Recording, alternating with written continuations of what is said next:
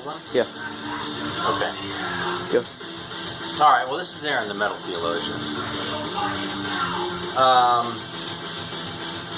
Yeah, so we're going to talk about some miscellaneous bullshit. I'm going to start off by talking about this band, Accuser. Because I had heard this band and not thought much of them. I actually used to have a copy of Who Dominates Who. I didn't think much of it, but not too long ago, Scout Waters did a video, like, kind of featuring on these guys.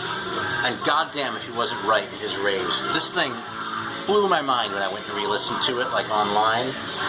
And I'm probably going to grab some of those reissues, but I was fortunate enough to be able to score an original Adam H. press of this in a trade with a friend of mine in Germany. So, yeah, so kind of dig this while it's in the background because I think this band is awesome.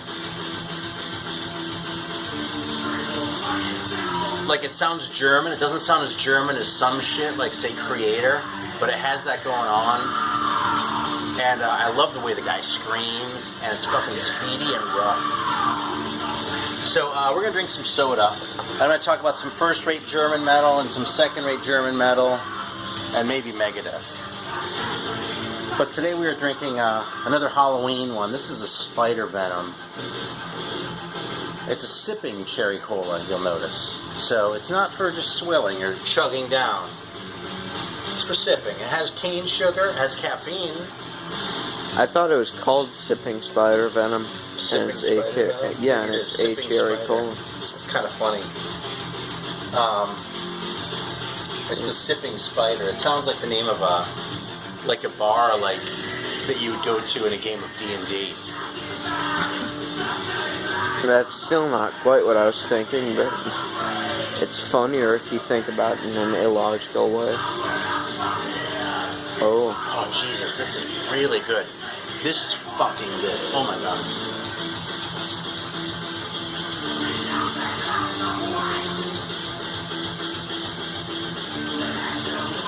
Alright, that might be the best cherry cola I've ever had.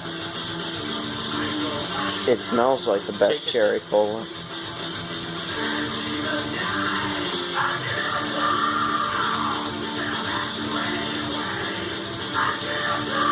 I've never had a bottled cherry cola this good.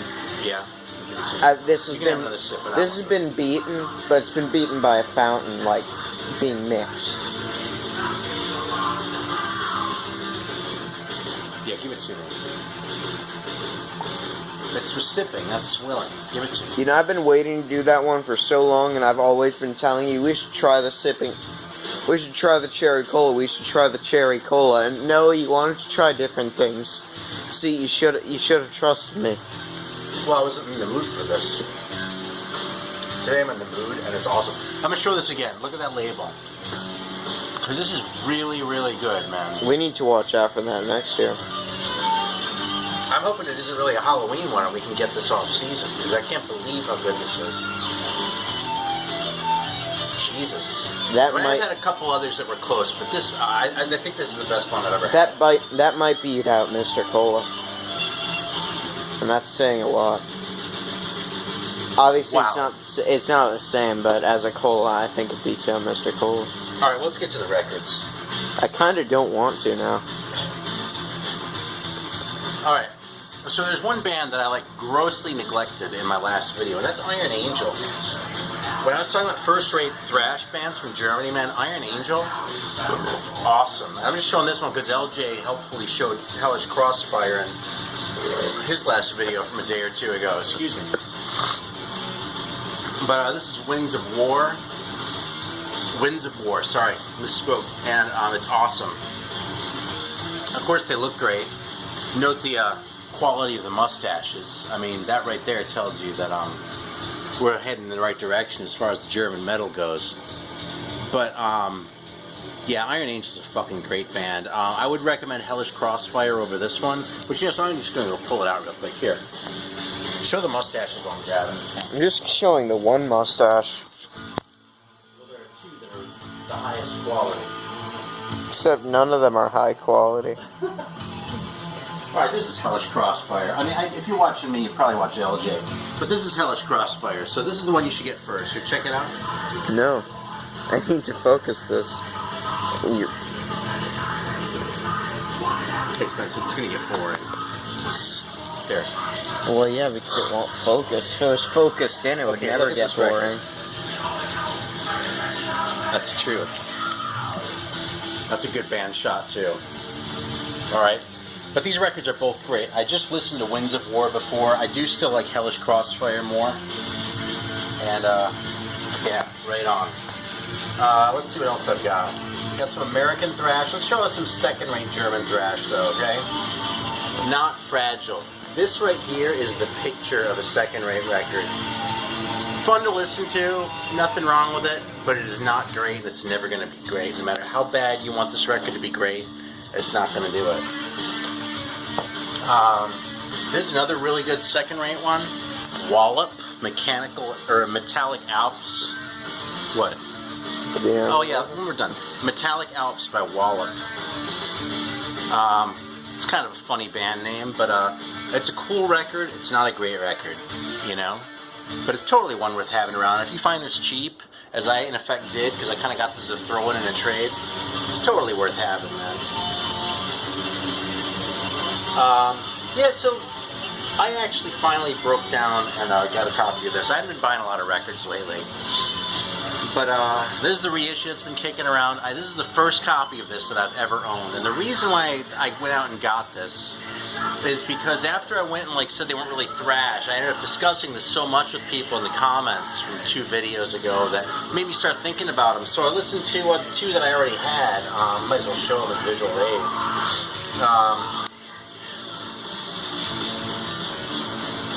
Yeah, this one.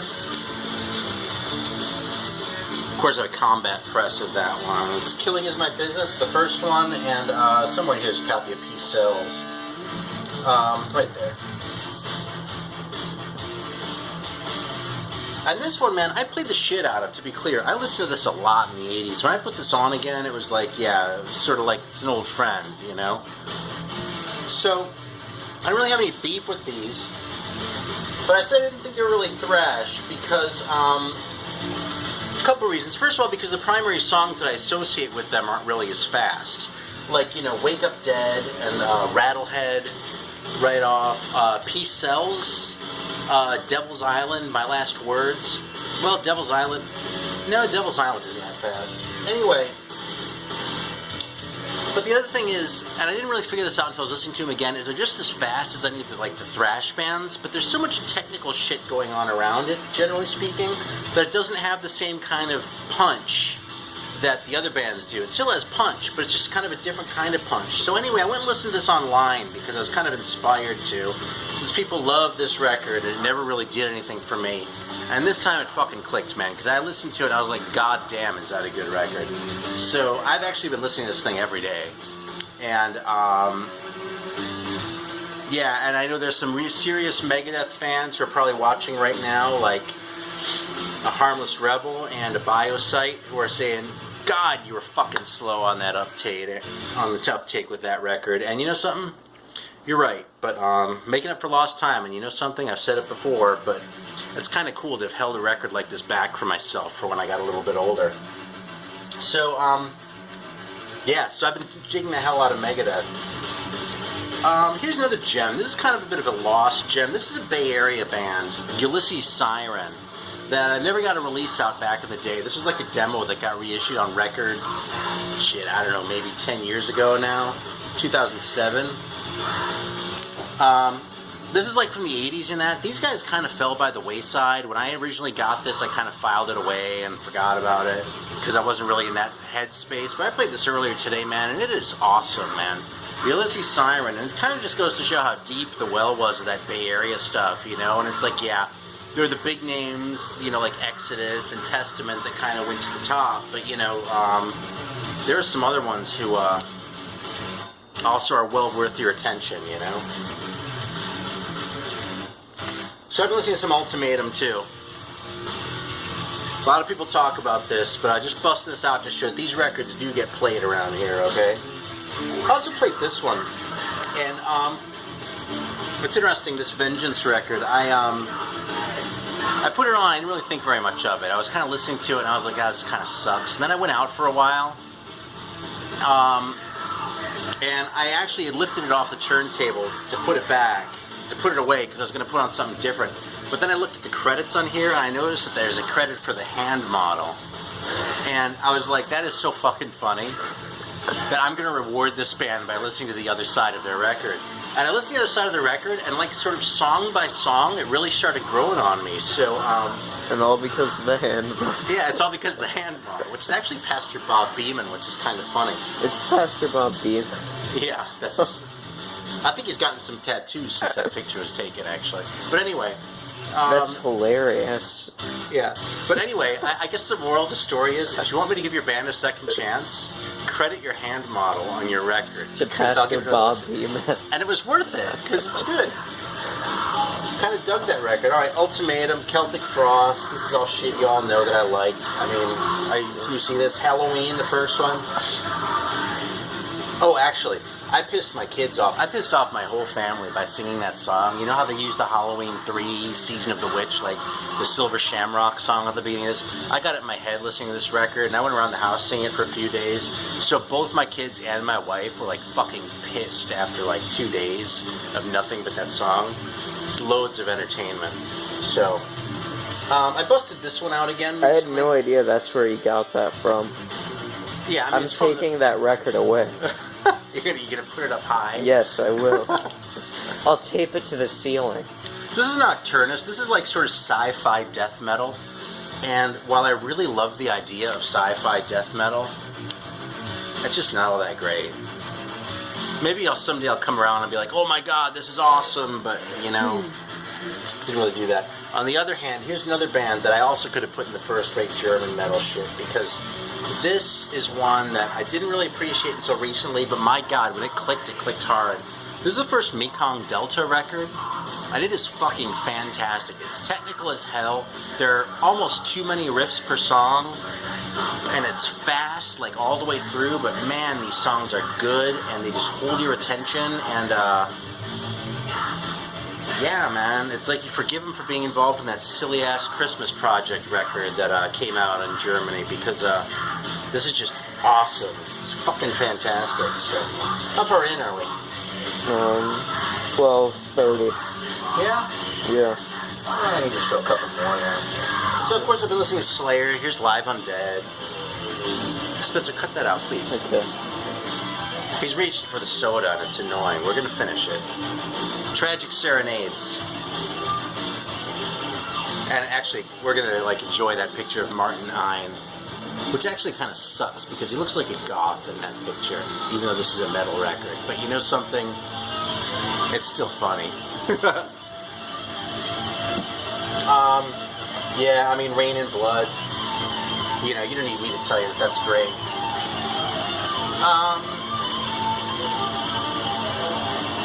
Yeah, I think we're about done. You know something? I went a little kick too, where I played all of my. I'll just go through these real fast. I played all of my records on the Dream label. I don't know if anyone's familiar, but it's a French label. There's the logo, if you can see that. But I went through and played all of my Dream label records, because I was sort of collecting these for a while. That's okay. And some of these are kind of mediocre. This one was okay, not great. This one is a classic. This one is great, and I think there's a reissue of this one coming not too long from now on one label or another. So keep an eye out for it, because The Future Is Now by ESP is a great record. It's like has a little bit of a prog edge to it, but the songs are still rocking, and just you know, each song like carries you all the way through. It's just a really good record. This one has a really entertaining cover, but is a little bit on the mediocre side. Look at that record, though. The one guy's a fucking giant. And they're called Orphan Allies, whatever the hell that means. They were actually American, too. That guy, well, two of the guys have mustaches. Looks like a bootleg Avengers. Yeah, then I played this Agents one, which is really pretty poppy. Stick to your guns. This one really isn't that great either. This is why I quit collecting Dream records, because a lot of these were kind of clunkers. But check out that guy with his keytar, man. That might be the only keytar I have on any fucking record in my collection, because that just like says 80s so hard that it makes me fucking barf. You know, this isn't terrible, but it's not great. Not worth going out and searching out. This record's actually cool. This is probably the second best of the slot after ESP, okay? And there's a band called St. Elmo's Fire, and any band that puts a John Parr song into your head, you would be normally right to punish by casting them off. And they look pretty stupid too, you know? But this record is solid, man. It rocks all the way through. The songs are good. It's not like speed. It's not like glam. It's just like straight ahead, like honest, you know, metal. And it's really cool. So it looks kind of stupid, but if you happen to come across St. Elmo's Fire, I'll give them a thumbs up. It's funny how they just figured out how to use layers in Photoshop, and so they just put the guitar in the middle of. Oh, that's not Photoshop. This is earlier than Photoshop. There was no Photoshop in 1985 or whenever this came out. When did this come out? You'd be surprised. All right. Listen how good this is.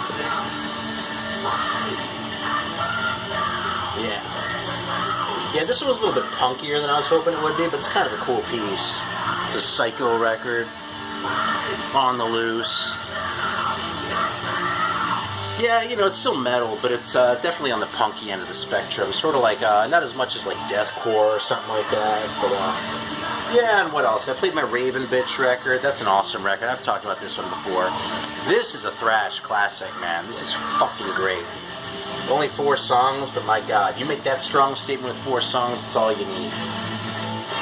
This Axe Switch record disappointed the hell out of me, man. I like the EP, and this is on Fingerprint. Did I talk about this in the last video? I feel like I did. I think you did. Yeah? I'll just fucking drop it then. You know something? Let's just hang it up. I'm just gonna quit by showing the cover of Swedish Metal because it's awesome. By Mercy. Look at that. Oh yeah, because I talked about Don't Stop Heavy Guitar. Alright, that's what happens when I don't prepare. You get a little redundancy, so let's just fucking quit while we're ahead. Yeah. Thanks for watching. Sorry about the doubles. I don't know how many there were, but that's what happens when I wing it. Till next time.